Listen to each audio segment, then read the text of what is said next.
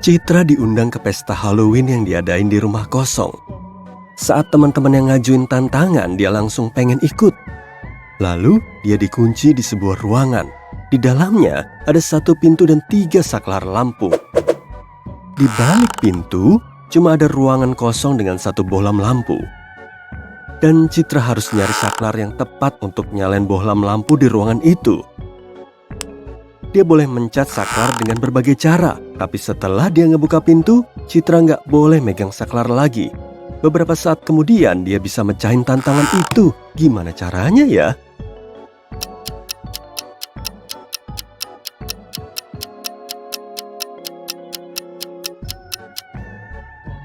Oke, jadi gini urutannya. Citra mencet saklar nomor 1 dan nungguin selama beberapa menit. Setelah itu, dia mencet saklar yang sama untuk matiin posisinya. Selanjutnya, dia mencet saklar nomor 2 sambil ngebuka pintu untuk ngecek lampu. Ternyata lampunya masih mati. Jadi, dia tahu kalau saklar nomor 2 nggak terhubung ke lampu. Akhirnya, dia nyentuh bohlam itu untuk ngecek barangkali agak panas. Kalau bohlamnya masih dingin, berarti saklar ketiga bisa dipakai untuk nyalain lampu. Tapi ternyata bohlamnya panas, jadi saklar nomor 1 yang terhubung ke lampu. Mantap Citra. Supaya bisa balik ke pesta lagi, Citra harus mecahin teka-teki lain. Di hadapannya sudah ada 2 jam pasir. Salah satu jam pasir berdurasi 7 menit dan satunya lagi 4 menit. Dia harus ngukur durasi 9 menit dengan kedua jam pasir itu. Tapi gimana caranya ya?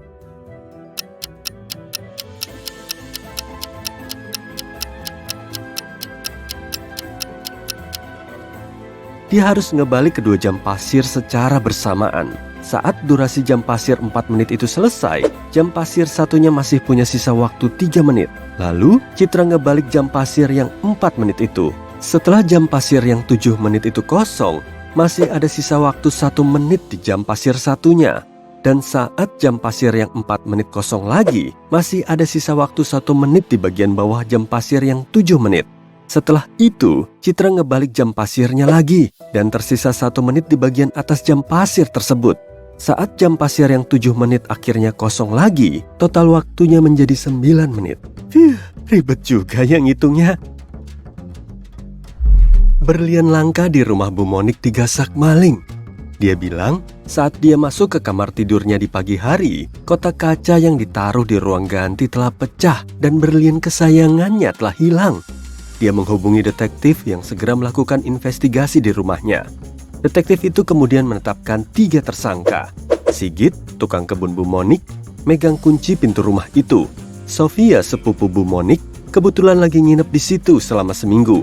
Ada juga Lina, petugas kebersihan yang ngeberesin rumah Bu Monik setiap hari.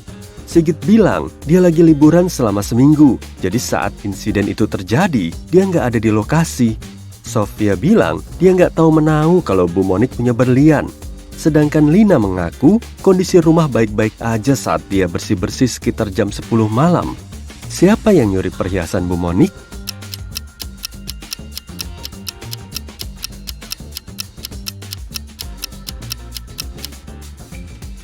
Petugas kebersihan. Setelah mecahin kaca dan ngambil berlian itu, dia mungkin langsung ngebersihin pecahan kaca yang nyecer di lantai.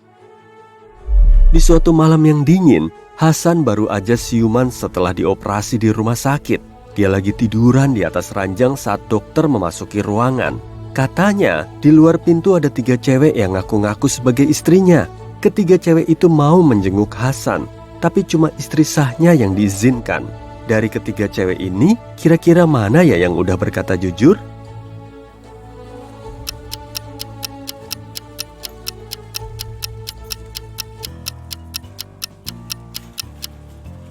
Cuma cewek berbaju putih ini yang memakai cincin di jari manisnya.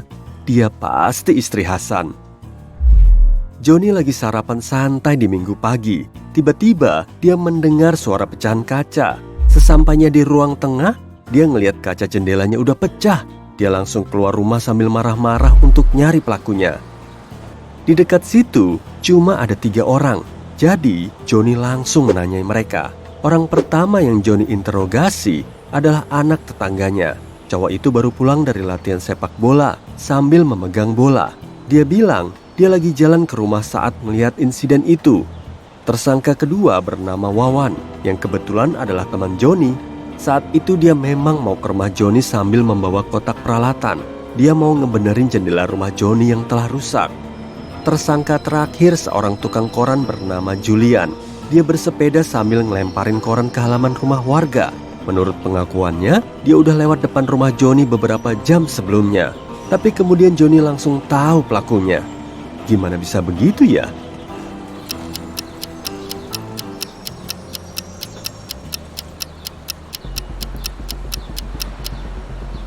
Pelakunya pasti tukang koran itu. Tepat di bawah jendela rumah Joni ada gulungan koran. Julian pasti udah ngelempar koran itu ke halaman rumah Joni, tapi lemparannya malah meleset ke jendela. Waduh. Di malam badai, Karin dan suaminya masih asik nonton TV. Tapi di tengah acara, tiba-tiba ada siaran ramalan cuaca. Pembawa acaranya bilang hujan akan terus turun selama 2 hari ke depan. Tapi dalam 72 jam, cuacanya akan cerah dan matahari bersinar terik. Karin langsung menoleh ke suaminya sambil bilang pembawa acara itu salah ngasih informasi. Dan ternyata dugaannya memang benar. Kenapa bisa gitu?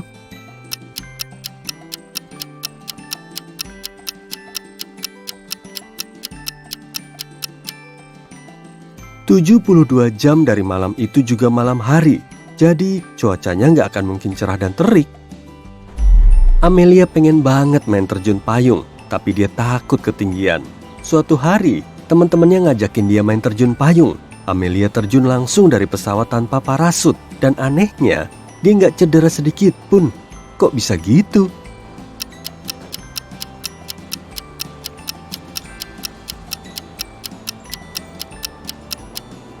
Pesawatnya cuma diam di atas tanah. Aduh. Sebagai arkeolog, Dava harus pergi ke Mesir untuk menjalankan misi khusus. Di sana, dia menggali puing-puing di bawah pasir. Tapi dia cuma nemu sebuah koin dengan tulisan 10 sebelum Masehi. Saat Dava nunjukin hasil temuan itu ke temennya, dia bilang itu koin palsu. Kenapa bisa gitu?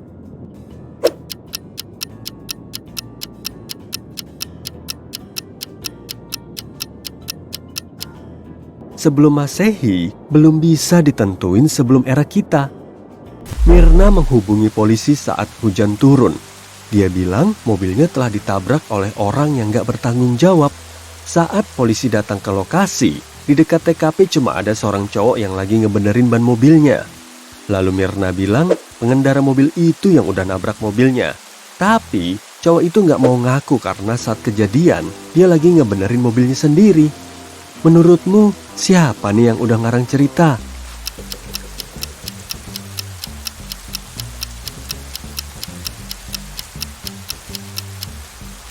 Cowok yang lagi ngebenerin mobilnya. Hujan baru aja turun. Kalau dia udah ngebenerin mobilnya dari tadi, aspal di bawah mobilnya pasti masih kering. Tapi ternyata basah tuh. Artinya, dia baru aja sampai di situ dan nabrakin mobilnya ke mobil Mirna. Keempat besti ini lagi ngopi bareng sambil ngobrol santai. Saat ada yang nanyain umur mereka, salah satunya malah menjawab dengan teka-teki ini. Umur Mia 3 kali lebih tua dari Ana, tapi 3 tahun yang lalu. Ana setahun lebih muda dari Cantika sekarang, dan Olivia 2 kali lebih tua dari Ana. Apa kamu bisa ngurutin umur keempat cewek ini?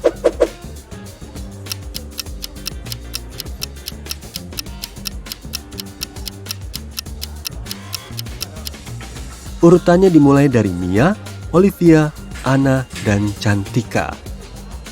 Kamu memilikinya, tapi orang lain malah lebih sering memakainya daripada kamu sendiri. Apa tebakanmu?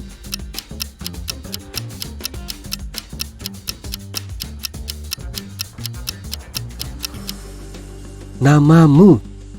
2 pengawal selalu berjaga di depan gerbang utama sebuah istana mewah. Mereka berdiri menghadap arah yang berlawanan. Salah satu pengawal menghadap ke barat dan satu lagi menghadap ke timur.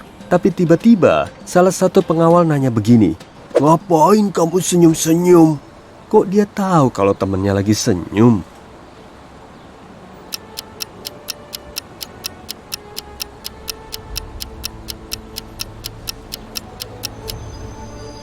Meskipun kedua orang itu menghadap ke arah berlawanan, tapi mereka berhadap-hadapan, bukan saling memunggungi. Kevin harus nginep di hotel dalam perjalanan bisnisnya. Setelah seharian berkegiatan, dia kembali ke kamar hotelnya untuk beristirahat. Dia mulai rebahan di tempat tidur, tapi nggak bisa tidur. Setelah berjam-jam gelisah, dia menelepon seseorang, tapi cuma diam. Dan beberapa saat kemudian, dia bisa tidur.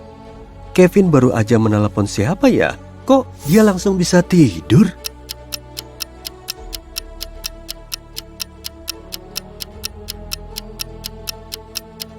Dia menelepon penghuni kamar di sebelahnya karena dengkurannya keras banget. Saat Kevin menelepon, dia langsung bangun dan berhenti mendengkur. Dengan begini, Kevin bisa tidur nyenyak. Ceritanya, kamu baru aja balik dari liburan panjang. Di sana, kamu beli koper baru untuk naruh barang belanjaanmu. Tapi apesnya, kamu malah nggak inget sama kode kopermu sendiri. Setelah kamu ngecek ponsel, ternyata ada catatan yang bisa membantumu ngebuka kodenya. 682, salah satu angkanya benar dan posisinya sudah benar. 614, salah satu angkanya benar tapi posisinya masih salah. 206, dua angkanya sudah benar tapi posisinya salah. 768, semua angkanya salah. 380, salah satu angkanya benar tapi posisinya masih salah. Jadi berapa kodenya?